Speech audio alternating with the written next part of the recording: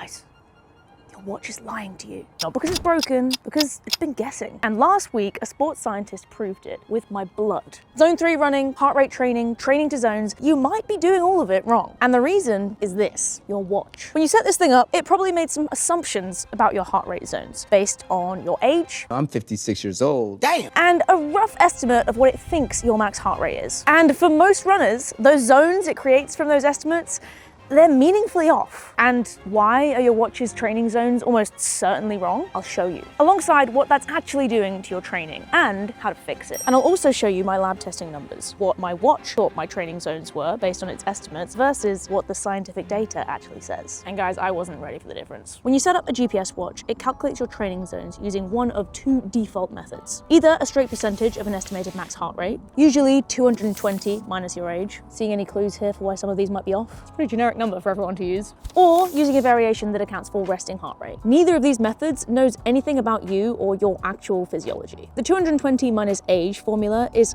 famously imprecise. The standard deviation is around 10 to 12 beats per minute. That means your real max could be 10 plus beats higher than what your watch is telling you. Everything calculated from that number is therefore shifted as well. And more importantly, two identical runners with two identical max heart rates could have completely different lactate thresholds. For one of them, this might be 78% of max heart rate. For the other, it could be 88%. Film outside, they said. It'll be fun, they said.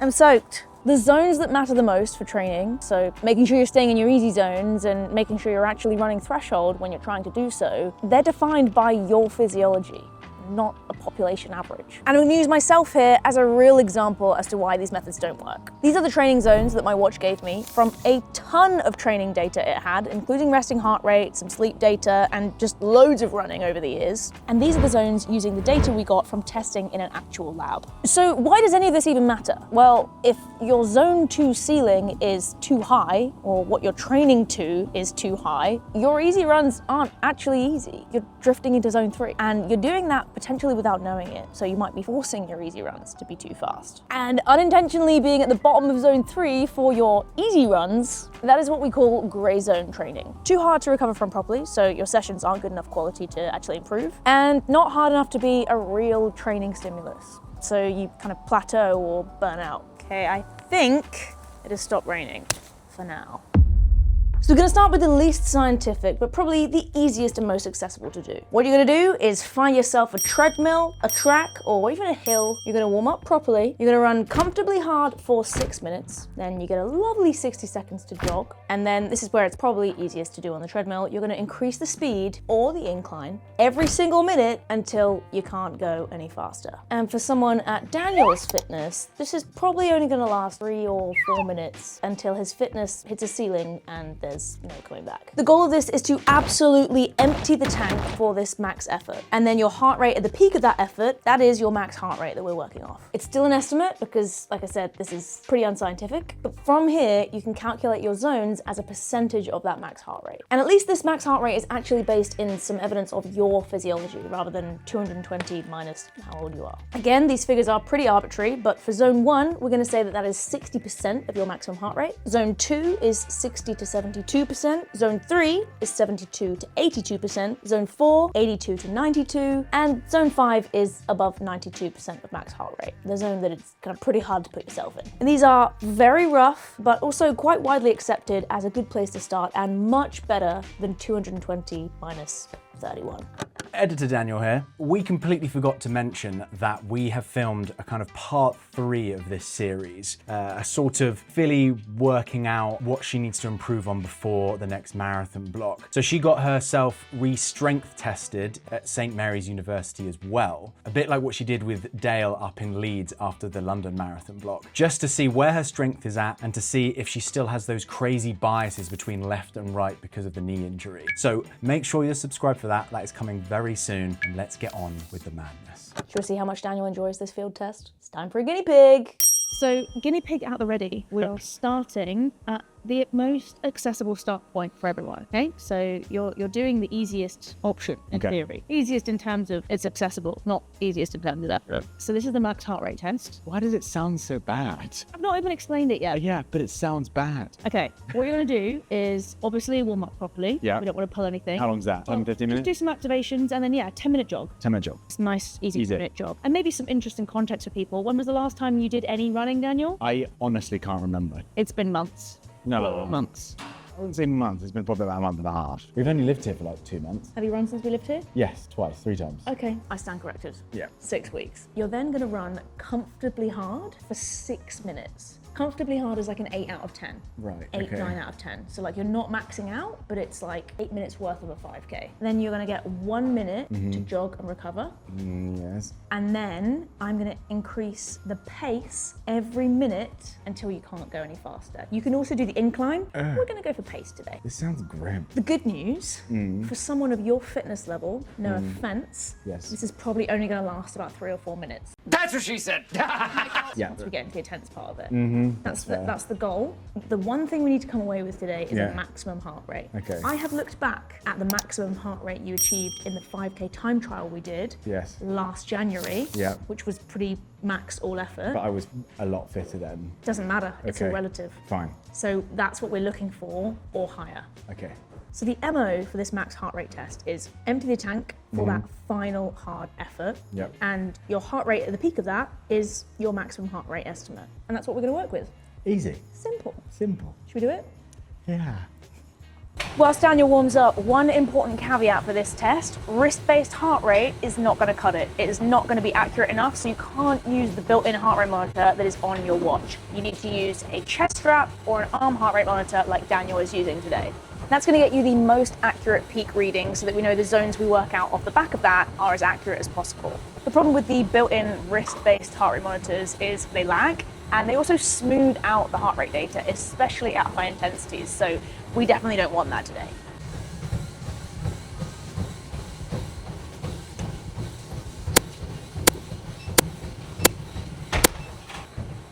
Almost 10 minutes. Are you feeling warm? Yeah, I'm feeling pretty warm. Heart rate's at 146. Ready to get that a little bit higher? No, not really. Ready for me to crank it up? Crank it up! All right, Daniel, we are going into 6 minutes at comfortably hard. I'm just gonna guess. Let's start at 10, and you need to be honest with me Yeah. if it feels comfortably hard or not. Okay, well, I'm gonna have to. How do I know that? Hold up a number with your hands. This is 6. Well, you have just started.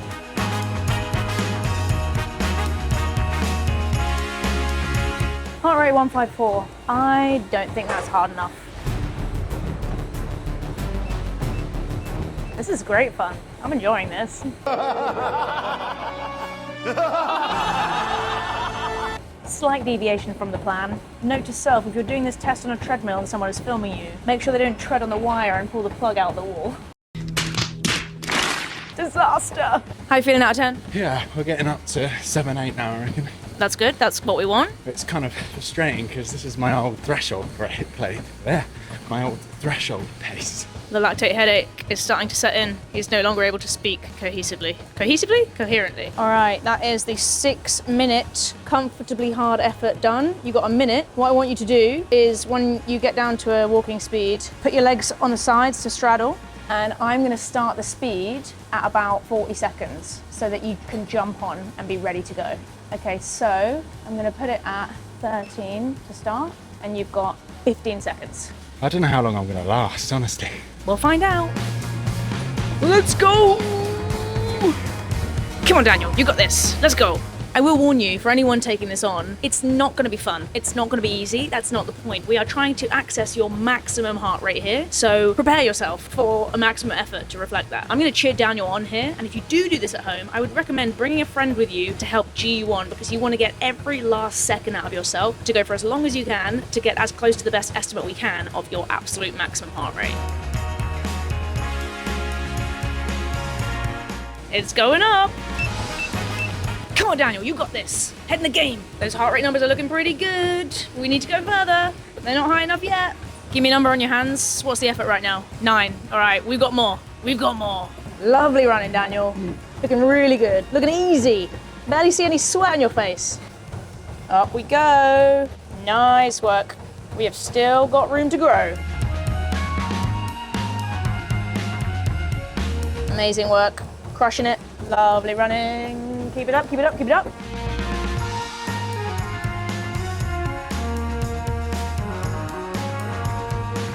Yep. This is 10. No, you got it. You got this. You got at least a minute left in you. Come on. We got to get those numbers up. You're not quite where you were when we did the 5K. You're a good way off.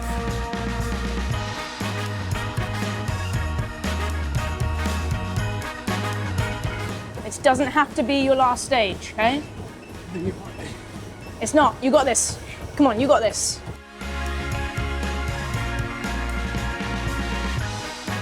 Come on, Daniel, you got this. Come on.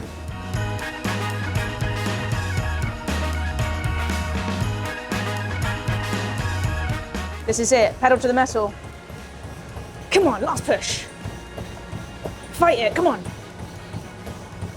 One more minute. Oh, so close.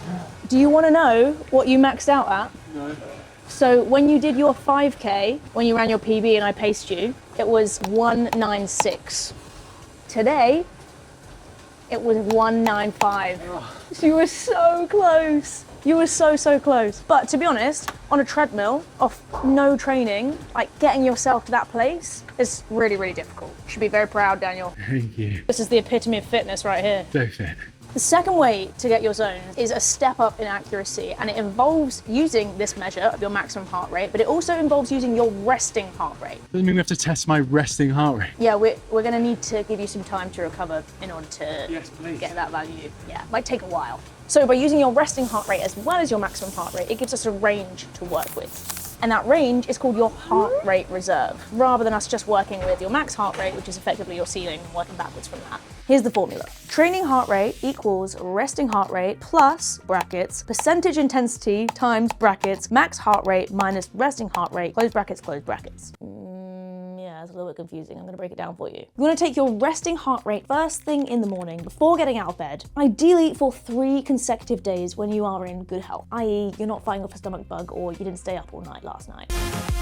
You're then going to take the average of those 3 consecutive readings as your resting heart rate. Most modern watches or other trackables will take this passively overnight if you wear them whilst you're sleeping, but this is also a pretty good measure. So your heart rate reserve is basically just the gap between your resting heart rate and your maximum heart rate. It's the range that you sit in, basically, all the time. With our guinea pig example, Daniel's resting heart rate is 67. 67! And if we subtract that from his maximum, we get this number. And you want to think about this as your working range. That's the number of beats per minute that you have available between being completely at rest and fully maxed out. Think of it like this. Daniel's heart has a working range of 128 beats per minute between completely resting and completely maxing out. Then we're going to apply this to those zone percentages. And the formula for any zone boundary is resting heart rate plus zone percentage times heart rate reserve. So for example, the top of zone 1, or the boundary if you like, between zone 1 and zone 2 is going to be 60% of that heart rate reserve. To find that, we take Daniel's resting heart rate of 67 and we add 0.6 times 128, which gives us 143 beats per minute. That's the threshold at which Daniel finishes being in zone 1 and enters zone 2. For the boundary between zone 2 and zone 3, we've got 72%. We add 67 to 0.72 times 128 and we get 159 beats per minute. This continues on with the percentages that you can see on the screen. The top of zone 3 is 82%, the top of zone 4 is 92%, and zone 5 is anything above that. So for Daniel, anything above 185 beats per minute is pretty intense, which I think mirrors that max heart rate test really nicely. Now, I appreciate this can get a little bit confusing because we are dealing with some formulas and some light maths, so to give it to you in plain English, Daniel's heart has 128 beats of range to play with. Zone 2 is anything below 72% of that range, which is a high percentage, but that's a pretty easy run. So we take 72% of 128, which is about 92, and add it back on to the resting heart rate of 67. That gives us 159, so the top of Daniel's zone 2 is 159 beats per minute. Anything above that, he's crossing into that territory that he can't sustain all day. The key thing I want to land here is that your individual bar, it doesn't start at 0, it starts at your resting heart rate. And that's what makes the Karvonen method different from the basic method, because it actually takes into account a bit more of your individual physiology. This method accounts for your cardiovascular fitness level in a way that the max heart rate test doesn't, because a fitter individual individual is going to have a lower resting heart rate. So the same percentage intensity maps to a higher absolute heart rate, which is physiologically much more accurate. Let's walk through my numbers as another example. The standard 220 minus age formula puts my maximum heart rate at 189 beats per minute and sets my zones purely as a percentage of that. The Karvonen method is a step up and uses my actual recorded max of 184 and factors in my resting heart rate of 36.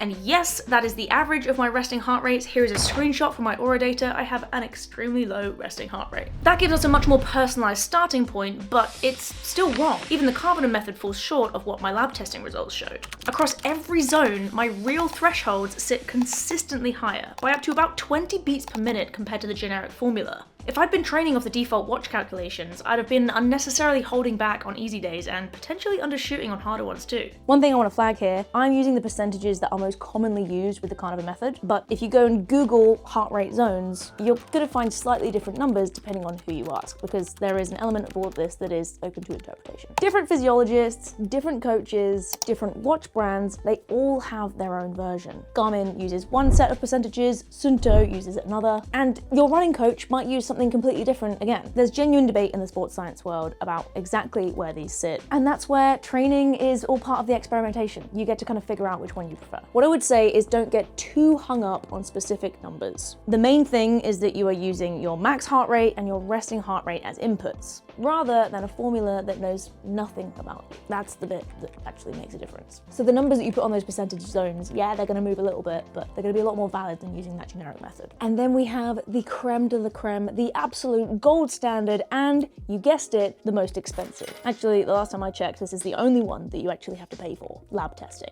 If you haven't seen it, this is what last week's video was all about. A submaximal lactate profile test gives you LT1 and LT2, the two physiologically meaningful boundaries that define where your zones actually change. The zones that come out of that are anchored to real metabolic events occurring in your body, not estimates. And crucially, the heart rate of that LT1 and the LT2 is what you actually want to train off day to day. Because heart rate is going to hold true across different conditions, terrain, and fatigue levels in a way that pace just isn't going to. Now, this is obviously not accessible to everyone, but it's worth knowing about. If you're interested in getting this done, university sports science departments typically offer it for between 80 to 150 pounds. And if you're really serious about your training, interested to find out these hard numbers and have the money to spend, it's worth doing maybe once a year. But the caveat, which I mentioned last week, is this is just a snapshot in time. The more data you get like this, the more meaningful it becomes. So now you've got better numbers. Now what? Well, you need to actually put them into your watch, into the app, or onto the website and get it to change your zones based on what you know, so that they are slightly more informed and you can train using them and see how that feels. I'm not going to walk you through the steps to change your zones for every single watch brand, but there are several links in the description that should cover most of you, and thankfully, most watches allow you to set custom heart rate zones. Now, this might take some playing around with, because some will let you do this by percentage of max heart rate, others will let you do it as absolute beats per minute values. Use absolute BPM wherever possible, as it's more stable. So here we can see the difference between my watch-based heart rate zones from the values that it just calculated off the data I gave it, and here we can see the comparison with my lab data. And there's a definite shift in there. A few beats per minute might not look like a lot from the top or the bottom of another range, but that can shift things quite a lot, and before you know it, you're doing a considerable amount of training in a zone that you weren't intending on being in. The one caveat I want to leave you at the end of a video talking completely about zones and how important they are is that they are not a cage. They're a guide.